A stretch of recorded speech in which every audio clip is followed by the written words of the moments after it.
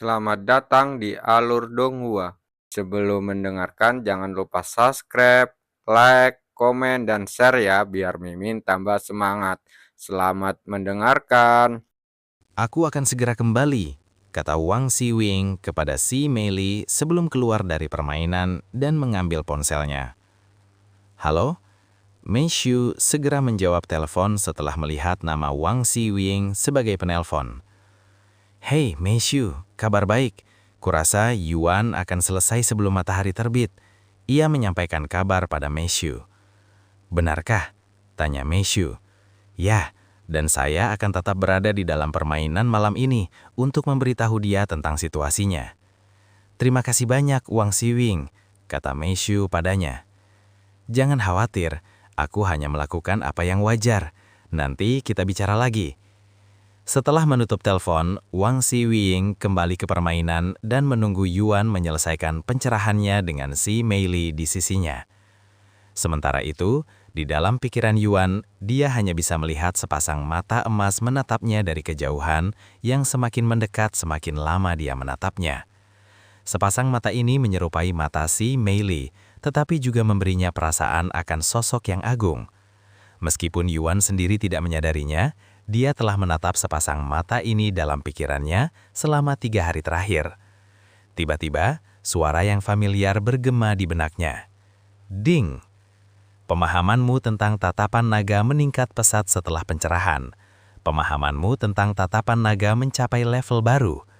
Tingkat penguasaan tatapan naga 2 menjadi 3. Tatapan naga, peringkat kuno, tingkat penguasaan 3. Deskripsi, sebuah teknik yang diciptakan oleh Yang Agung. Tatapan tunggal akan menyebabkan para dewa tunduk dan langit gemetar ketakutan. Digunakan oleh keluarga Raja Ras Naga. Setelah notifikasi itu bergema, sepasang mata emas di dalam pikiran Yuan perlahan menutup sebelum menghilang. Yuan perlahan membuka matanya setelah itu. Selamat atas pencerahanmu Yuan. Si Meili menyambutnya dengan senyum cerah di wajah cantiknya. Si Meili, apa aku baru saja mengalami pencerahan lagi? Gumamnya dengan suara bingung. Pencerahan lagi? Kenapa aku tidak heran kalau ini bukan pertama kalinya bagimu, kata si Meili dengan senyum getir di wajahnya. Sudah berapa lama kondisinya seperti itu? Tanya Yuan. Namun sebelum si Meili sempat menjawab pertanyaan itu, Wang Siwing berdiri dan mendekatinya dengan ekspresi serius di wajahnya. Wang Siwing, ada apa? Tanya Yuan dengan suara agak gugup karena cara gadis itu mendekatinya. Yuan, atau haruskah aku memanggilmu Yu Tian? Kata Wang Siwing kepadanya. Apa? Apa yang barusan kau panggil padaku? Mata Yuan membelakak terkejut ketika mendengar nama aslinya keluar dari mulut Wang Siwing, atau setidaknya itulah yang ia kira dengarnya. Aku tahu kebenarannya Yu Tian. Tak kusangka kau adalah pemain Yuan selama ini. Aku merasa bodoh karena tidak mengenalimu sebelumnya. Wang Siwing menghela napas. Bagaimana? Bagaimana kau mengetahuinya? Tanya Yuan padanya. Apakah dia akhirnya mengenalinya dari penampilannya? Tetapi meskipun penampilannya mirip dengan penampilan aslinya di dunia nyata, dia tidak memiliki bukti kuat bahwa mereka adalah orang yang sama. Dan dilihat dari cara Wang Siwing berbicara, sepertinya dia benar-benar yakin tentang identitasnya. Sejujurnya aku tidak mengetahuinya sendiri. Mei Xu yang memberitahuku, kata Wang Siwing. Apa? Mei Xu memberitahuku identitasku? Mustahil. Yuan semakin terkejut setelah mendengar ini, merasa sedikit dikhianati karena Mei Xu mengkhianati identitasnya kepada seseorang, bahkan jika orang itu adalah seseorang yang dia percaya. Dan ini membuat dia merasa sangat tidak nyaman karena suatu hal. Apakah kau tahu betapa khawatirnya Mei Xu karenamu? Kata Wang Siwing kemudian. Apa?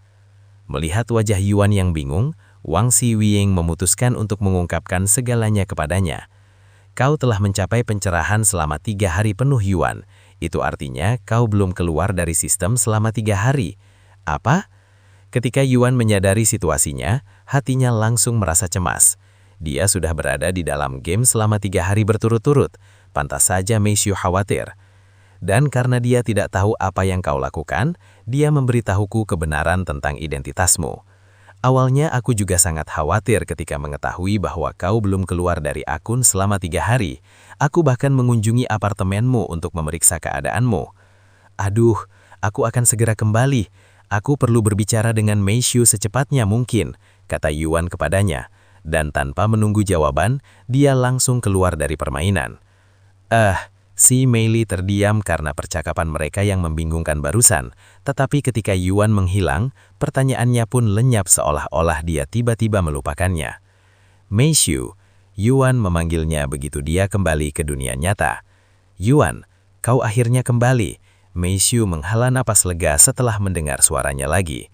Maafkan aku sama sekali tidak berniat untuk berlama-lama di dalam game. Aku mendapat pencerahan mendadak lagi, yang benar-benar mengacau persepsiku tentang waktu. Yuan menjelaskan kenapa dia tidak keluar dari game selama begitu lama. Tidak apa-apa, kamu tidak perlu mengatakan apa-apa. Aku sudah mendengar tentang keadaanmu dari Wang Xiwing. Aku hanya merasa lega karena kamu baik-baik saja, kata Meishu kepadanya. Meskipun kau mengatakan seperti itu, aku benar-benar minta maaf karena membuatmu khawatir. Aku akan berbohong jika aku katakan aku tidak khawatir, tetapi berkat Wang Xiwing yang memberitahuku situasinya, keadaannya tidak terlalu buruk.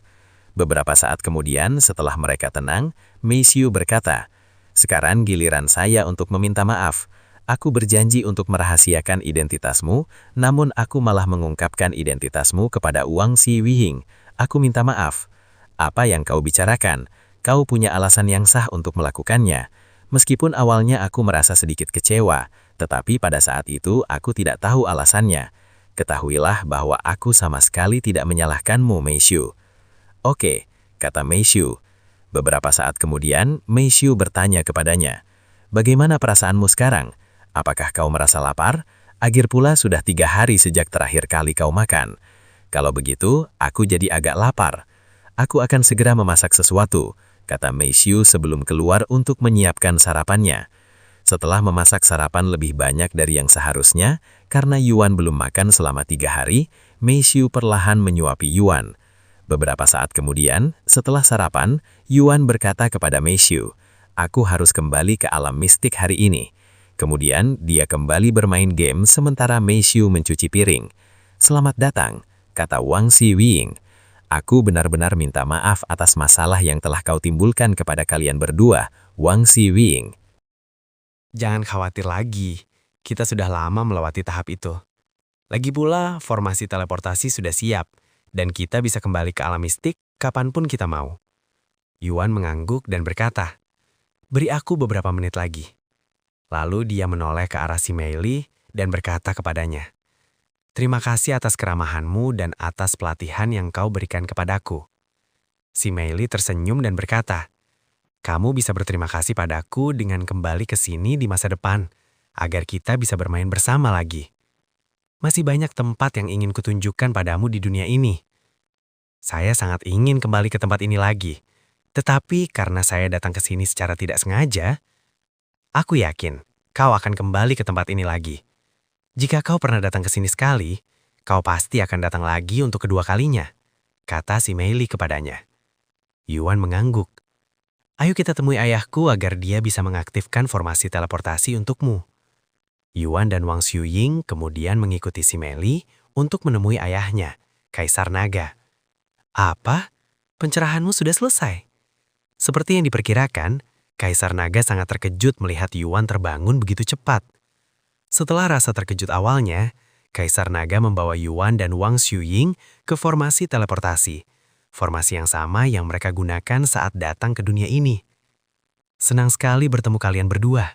Rasanya seperti menghirup udara segar di tengah kehidupan kami yang monoton," kata Kaisar Naga, dan ia melanjutkan, "Jika kalian punya kesempatan, kalian harus kembali lagi." "Aku akan mencoba." Yuan mengangguk. "Bagus. Kalau begitu berdirilah di formasi teleportasi." Kaisar Naga memberi instruksi kepada mereka. Yuan dan Wang Xiuying mengikuti instruksinya dan melangkah ke dalam formasi. "Tunggu sebentar," si Meili tiba-tiba berkata. "Sebelum kau pergi, terimalah hadiah kecil ini dariku." Kemudian ia menyerahkan sebuah kantong penyimpanan kepada Yuan. "Jangan dibuka sekarang," katanya kemudian. "Terima kasih," kata Yuan setelah menerima kantong penyimpanan tersebut. Kau juga, Wang Xuying. Si Meili juga menyerahkan sebuah kantung kepadanya. Terima kasih. Wang Xuying dengan senang hati menerima hadiah itu, sambil bertanya-tanya dalam hati apa isinya. Aku akan mengaktifkan formasi teleportasi sekarang, kata Kaisar Naga. Selamat tinggal semuanya, kata Yuan kepada keluarga kerajaan. Selamat tinggal. Semoga beruntung di sana kalian berdua, kata Permaisuri Naga kepada mereka. Sampai jumpa lain kali, kata si Meili. Kemudian Kaisar Naga meneteskan setetes darahnya ke formasi teleportasi, menyebabkan formasi itu bersinar terang. Beberapa detik kemudian, perasaan familiar menyelimuti Yuan dan Wang Xuying saat mereka menghilang dari formasi teleportasi dan meninggalkan kota naga kuno. Kemudian sebuah pilar cahaya yang indah muncul, menembus langit. Sementara itu, di Surgarih, pilar cahaya yang sama muncul dari langit dan melesat ke bawah ke dalam tanah. Saat ini sepenuhnya berlawanan jika dibandingkan dengan penampilan sebelumnya. Pilar cahaya ini kemudian muncul di langit bawah, mengarah langsung ke alam mistik. Para penonton di luar alam mistik terkejut ketika pilar cahaya itu kembali. Apa-apaan lagi nih? Seseorang meluapkan kekesalannya. Pilar cahaya itu bertahan selama 1 menit sebelum menghilang. Di dalam alam mistik, Yuan dan Wang Xuying kembali ke lantai 9 pagoda mistik.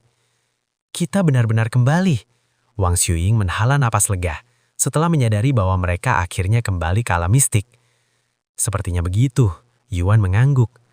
Ayo cepat tinggalkan lantai ini, kalau-kalau aktif lagi, kata Wang Xuying kepadanya. Yuan mengangguk dan mereka berdua turun ke lantai 9. Di lantai 9, Wang Xuying duduk di ranjang keras dan membuka kantong penyimpanannya untuk melihat isinya, karena rasa ingin tahunya sudah lama mencapai puncaknya.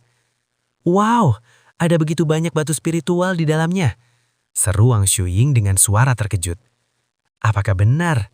Yuan menatapnya dengan rasa ingin tahu yang juga tergelitik. Di sini setidaknya ada 1000 batu spiritual. Kalau tidak salah mengingat, setiap batu spiritual bernilai 10.000 emas. Itu berarti ada batu spiritual senilai 10 juta emas di sini. Wang Xuying terkejut dengan kekayaan yang tiba-tiba. Bagaimana denganmu, Yuan? Tanya Wang Xuying kepadanya. Coba saya lihat. Yuan melihat ke dalam kantong penyimpanan itu. Kau benar, aku juga punya sekitar 1000 batu roh, dan ada sesuatu yang lain di sini. Yuan kemudian mengambil sepasang jubah hitam dan emas dengan motif naga. Wah, jubahnya keren sekali, mirip dengan pakaian yang dikenakan Kaisar Naga, kata Wang Xuying. Jubah naga emas, tingkat ilahi, kualitas puncak, kekuatan mental yang dibutuhkan 50.000. Kekuatan jiwa yang dibutuhkan 50.000. Deskripsi, pakaian tradisional yang sangat bagus yang dikenakan oleh naga dari keluarga kerajaan. Meningkatkan pesona sebesar 100 dan keberuntungan sebesar 50 saat dikenakan. Diberi mantra, ketahanan fisik unggulan, dan ketahanan mental unggulan. Memberikan keterampilan pasif, aura naga, saat dikenakan. Pakaian ini harta karun tingkat dewa, gumam Yuan dengan suara termangu-mangu sambil menatap jubah naga emas. Yuan, ada secarit kertas yang menempel di situ. Wang Xuying menunjukkan selembar kertas yang menjulur dari kantong jubah naga emas. Yuan mengambilnya dan membacanya. Pakaianmu terlihat agak kecil untuk ukuranmu, jadi aku memilihkan baju baru untukmu. Aku pikir itu akan cocok untukmu. Sampai jumpa lagi, si Meili. Sungguh orang yang perhatian. Wang Xuying tersenyum. Yuan terkekeh dan berkata, aku pasti harus kembali ke kota naga kuno di masa depan untuk membalas budi. Akan sulit untuk membalas budi ini, karena ini harta karun tingkat dewa, gumam Yuan dengan suara tercekik. Tunggu, ini harta karun tingkat dewa. Pakaian ini, mata Wang Xuying membelalak ketakutan setelah mendengar ini. Yah, Yuan mengangguk. Wang Xuying terdiam. Putri naga ini benar-benar sangat mencintainya, sampai-sampai rela memberikan harta karun tingkat dewa kepadanya. Aku akan berganti pakaian sekarang, kata Yuan kemudian. Oh, oke. Wang Xuying berbalik untuk memberinya sedikit privasi. Beberapa saat kemudian, Yuan berkata, aku sudah selesai. Wang Xuying berbalik setelah mendengar perkataannya, dan penampilan baru Yuan membuatnya terkejut sesaat karena dia terlihat sangat tampan dan menawan dengan pakaian barunya. Hampir saja seperti bangsawan. Jika dia tidak tahu apa-apa, dia pasti akan mengira pria itu bangsawan hanya dari penampilannya saja, belum lagi aura misterius yang mengelilinginya. Yuan, kau memberiku perasaan yang sama seperti orang-orang di kota naga kuno, seolah-olah kau telah berubah menjadi naga, kata Wang Shuing. Itu mungkin karena aura naga dari jubah ini. Aura naga? Jadi itu membuat kehadiranmu seperti naga? Kurang lebih seperti itu. Sungguh kemampuan yang praktis. Apakah menurutmu dia memberimu jubah ini agar kau bisa menggunakan tatapan naga? Lagi pula, selama kau mengenakan pakaian itu, kau akan bisa menggunakan tatapan nagamu tanpa perlu khawatir keluarga kerajaan lain akan membuatmu kesulitan karena kau manusia. Oh, aku tidak menyangka. Kau benar sekali, Wang Shuing. Selama aku mengenakan jubah ini, aku akan menjadi naga, sehingga aku bisa menggunakan tatapan nagaku dengan lebih leluasa. Yuan berbicara dengan penuh semangat. Putri naga benar-benar memikirkannya matang-matang. Aku semakin mengaguminya. Iya, Yuan setuju. Apakah kamu sudah siap meninggalkan tempat ini? Tanyanya setelah mengenakan pakaian yang dipinjamkannya. Dia mengangguk. Pada saat itulah lebih banyak pemberitahuan muncul di hadapan Yuan. Si Meili telah ditambahkan ke ikatanmu. Tingkat kedekatan si Meili telah meningkat menjadi kenalan. Tingkat kedekatan si Meili telah meningkat menjadi teman. Keluarga kerajaan Si telah ditambahkan ke asosiasi Anda. Karena penampilanmu di kota naga kuno, hubunganmu dengan keluarga kerajaan Si meningkat drastis. Karena tindakanmu di kota naga kuno, ketenaranmu telah meningkat sebesar 50. Oh, sistem ikatan. Sudah lama sejak terakhir kali aku melihatnya. Aku penasaran, bagaimana cara kerjanya? Pikir Yuan dalam hati. Terakhir kali sistem ikatan aktif adalah di kota Pang. Yuan, Wang Shuing memanggilnya ketika dia berdiri di sana dengan wajah bingung. Maaf, saya sedang datang. Mereka berdua pun turun ke lantai bawah.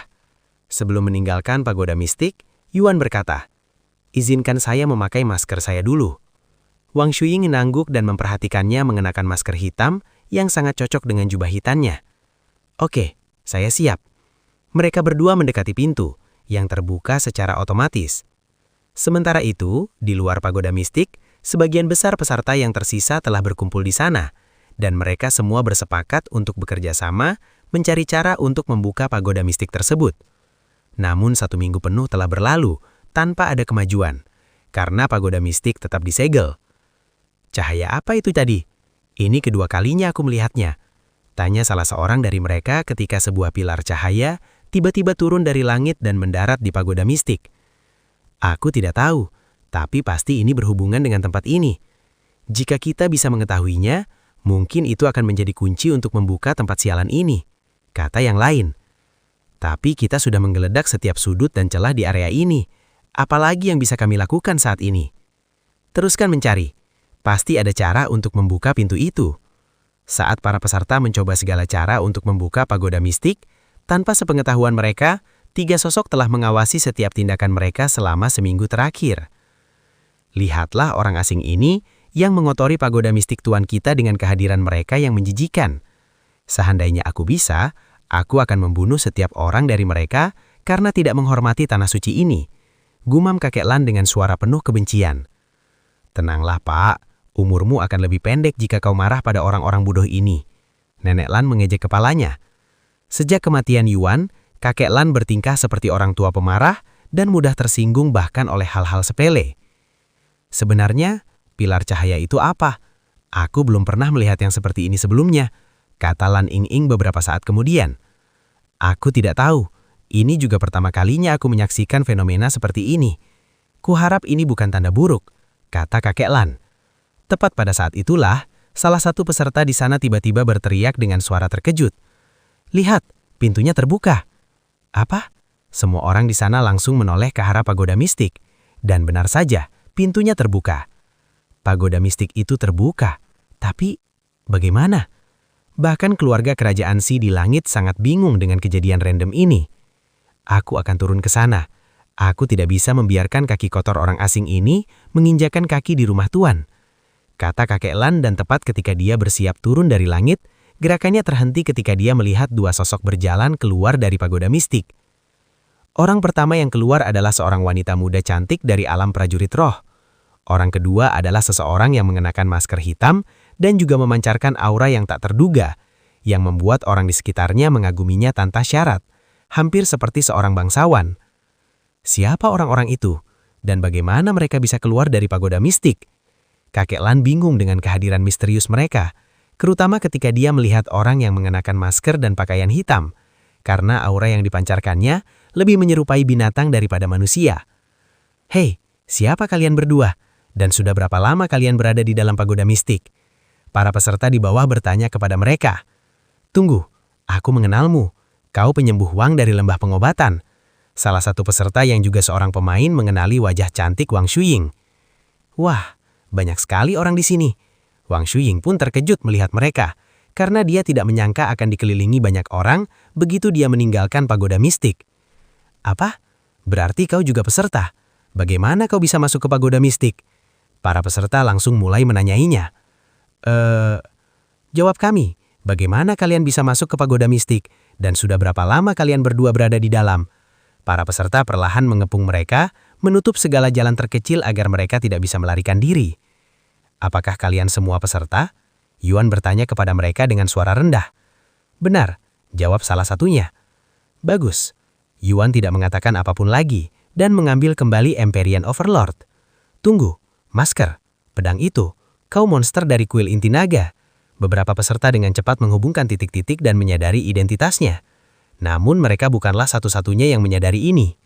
Pedang itu, mustahil. Mata kakek Lan hampir keluar dari kelopaknya ketika melihat Empyrean Overlord di genggaman pria masker itu. Yuan, dia masih hidup? Lan ingin menutup mulutnya karena terkejut, dan air matanya langsung mengalir dari matanya ketika dia menyadari bahwa Yuan selamat dari ledakan King Demon Course. Apa yang kau pikir sedang kau lakukan? Para peserta di sana menatap Yuan dengan ekspresi gugup, ketika mereka melihat bahwa dia tiba-tiba mengambil senjatanya dan berdiri di sana dengan sikap mengancam. Mari kita bicarakan ini terlebih dahulu, oke? Tidak perlu ada pertumpahan darah yang sia-sia. Kita semua berada dalam situasi yang sama. Namun Yuan sama sekali mengabaikan mereka, dan dia mengangkat Empyrean Overlord ke udara. Lari, dia akan membunuh kita semua, teriak salah satu peserta di sana tiba-tiba. Sialan kau, dasar pengecut. Lihat berapa banyak kita, dan berapa banyak yang mereka miliki. Seolah-olah ada alasan untuk lari. Jangan lupa, dia bukan lagi master roh di dunia ini, jadi kita bisa mengalahkannya. Seorang peserta lain membantah, bahkan menyarankan agar mereka melawannya bersama-sama. Iya, ayo kita serang dia. Kita serang bersama-sama. Tidak mungkin dia bisa mengalahkan kita semua sekaligus. Para peserta di sana semuanya bersiap untuk berperang, namun tak seorang pun dari mereka berani mendekatinya terlebih dahulu. Yuan memejamkan matanya dan menarik nafas dalam-dalam. Saat dia membukanya, cahaya yang menyilaukan berkedip-kedip. Domain surgawi. Tempat itu tiba-tiba dihantam oleh tekanan tirani yang menyebabkan semua peserta di sana merasa seperti ditekan oleh gunung, sementara tubuh mereka dirantai, benar-benar membatasi gerakan mereka. Apa ini? Aku tidak bisa menggerakkan tubuhku. Satu persatu, para peserta di sana mulai menurunkan tubuh mereka hingga lutut mereka menyentuh tanah. Hanya dalam beberapa saat, semua orang di sana berlutut. Tunggu, jangan terburu-buru. Mari kita bicara. Salah satu peserta di sana membuka mulutnya untuk berbicara. Tetapi sebelum dia sempat menyelesaikan kalimatnya, Yuan mengayunkan Empyrean Overlord yang ada di genggamannya dengan gerakan lebar. Busur cahaya pedang merah yang sangat besar terlepas dari serangan itu, menyapu para peserta di sana dan membelah tubuh mereka menjadi dua seketika. Brengsek! Aku akan mengingat ini. Para peserta berteriak keras saat tubuh mereka menghilang dari alam mistik sebelum muncul di luar gerbang. Setelah ayunan pertamanya, Yuan melanjutkan untuk menghabisi peserta lain yang terlewatkan olehnya. Dan dalam waktu kurang dari 1 menit, lebih dari 90 peserta tewas di alam mistik dan didiskualifikasi dari acara tersebut. Sementara itu, di luar alam mistik, penonton terkejut dan tak bisa berkata-kata atas apa yang baru saja mereka saksikan. Apakah itu Tuan Muda? Dia terlihat agak berbeda, gumam Feng Yuxiang dengan suara linglung sambil menatap sosoknya di cermin. Adik Yuan, Xia Hua menghela nafas lega setelah melihat bahwa dia baik-baik saja. Namun mereka hanya bisa melihat Yuan sesaat, setelah Yuan membunuh semua peserta di alam mistik, cermin itu tidak lagi mengamatinya. Hal ini membuat senior Nie dan yang lainnya bingung. Apa yang sebenarnya terjadi di alam mistik tahun ini? Kenapa harta karun itu tidak mengamati peserta itu? Dan bagaimana dia membuka pagoda mistik? Senior Nie dipenuhi pertanyaan di dalam kepalanya. Siapakah sosok bertopeng tadi? Apakah dia juga peserta? Dan apakah dia baru saja keluar dari pagoda mistik? Para penatua di surga roh pun sangat terkejut dengan kehadiran Yuan dan segera menghujani senior Nie dengan pertanyaan. Dia adalah peserta dari kuil esensi naga. Meskipun penampilannya berbeda dari saat pertama kali masuk, aku tidak bisa melupakan senjata jiwa itu. Namun aku tidak memiliki informasi lain mengenai identitasnya. Oh iya, dia juga seorang Master Roh sebelum memasuki alam mistik. Dan rasanya dia baru berusia 18 tahun, tambah senior Nie. Apa? Jenius seperti itu ada di surga bawah? Kita harus mengamankannya dengan segala cara, kata salah satu penatua. Aku juga berpikir seperti itu. Tapi dia sebaiknya bergabung dengan sekte yang mana? Tentu saja dia akan bergabung dengan sekteku, kata seseorang kemudian. Omong kosong, kenapa dia harus bergabung denganmu? Bantah yang lain. Karena dia menggunakan pedang, dan kita adalah sekte pedang. Kenapa lagi? Lalu kenapa kalau dia menggunakan pedang? Dia tetap bisa bergabung dengan sekte lain. Sekteku punya banyak kultivator pedang yang fokus pada senjata lain, bantah yang kedua.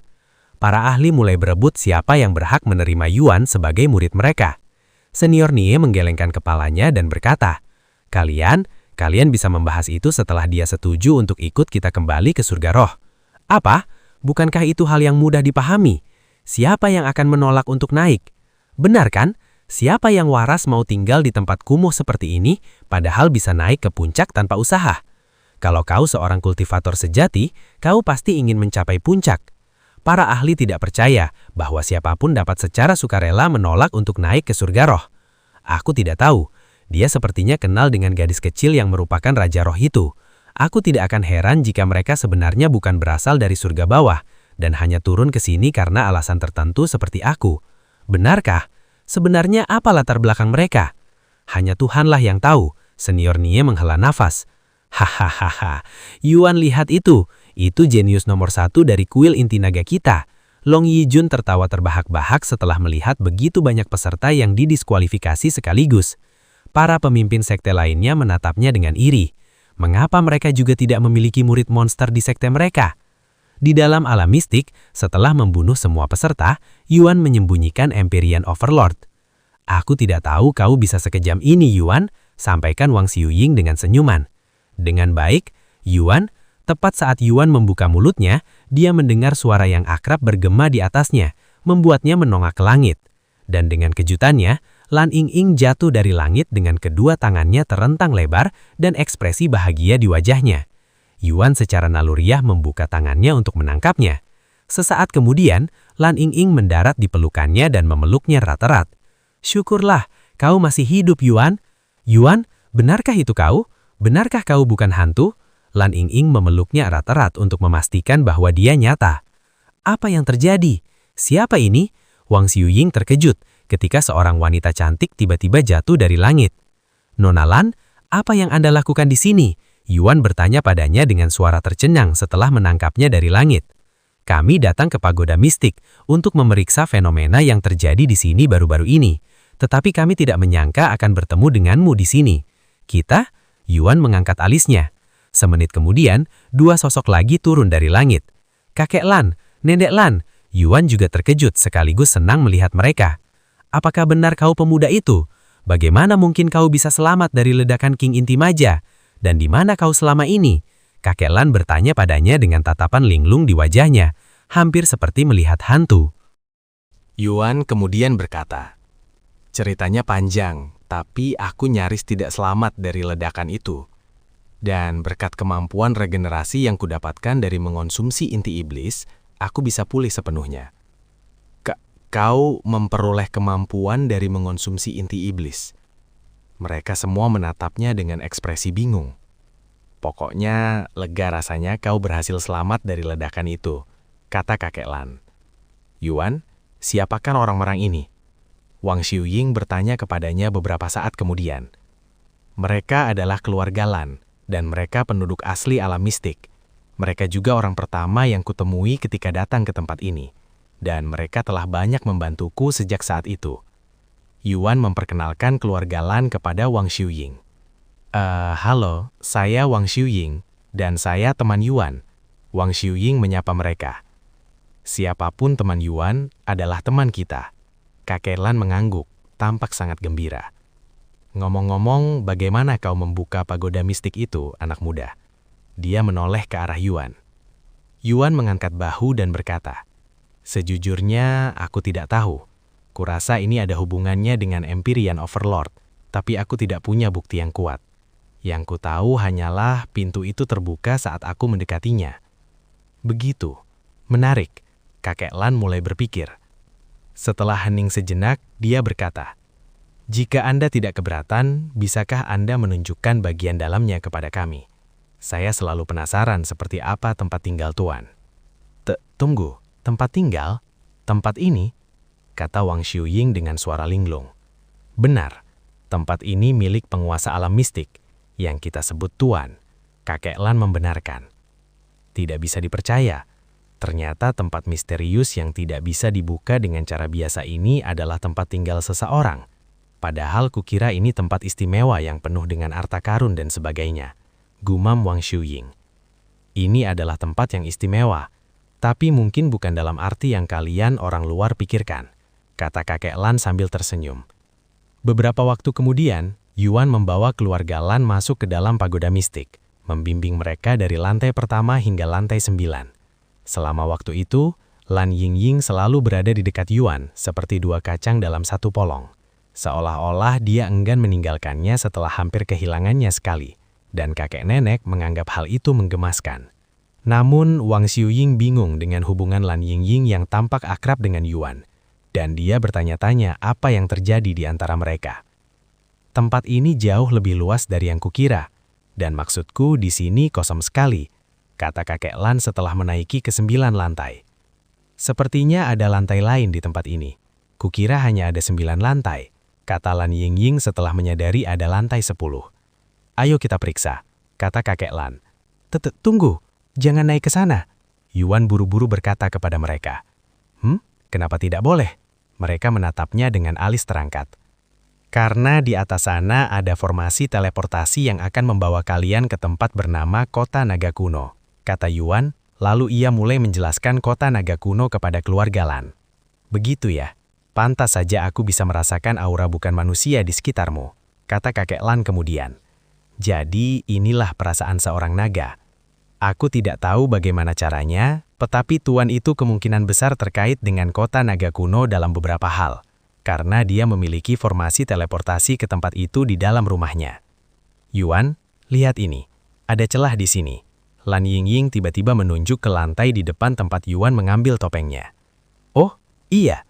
Aku sudah menyadarinya sebelumnya, tapi tidak terlalu memikirkannya, kata Yuan. Jika kau perhatikan lebih dekat, bukankah Empyrean Overlord-mu akan pas sekali masuk ke dalam celah ini, kata Lan Yingying. Apa? Yuan menatapnya dengan mata besar. Lalu dia menoleh untuk melihat celah di tanah yang sedikit lebar secara tidak wajar. Izinkan saya mencobanya. Yuan kemudian mengambil pedangnya dan memasukkannya ke dalam celah tersebut. Dan yang mengejutkannya, celah itu pas sekali, seolah-olah memang dibuat untuk pedangnya. Saat ujung pedangnya mencapai ujung celah, Yuan merasakan bunyi klik. Tiba-tiba, seluruh pagoda mistik mulai bergemuruh, seolah-olah terjadi gempa bumi. Apa yang sedang terjadi sekarang? Goncangan itu berlangsung cukup lama sebelum akhirnya mereda. Dan ketika itu terjadi, ding! Selamat, alam mistik sekarang mengakui Anda sebagai penguasanya. Anda telah menjadi penguasa alam mistik. Anda telah memperoleh gelar Master of the Mystic Realm. Anda sekarang memiliki kendali penuh atas alam mistik.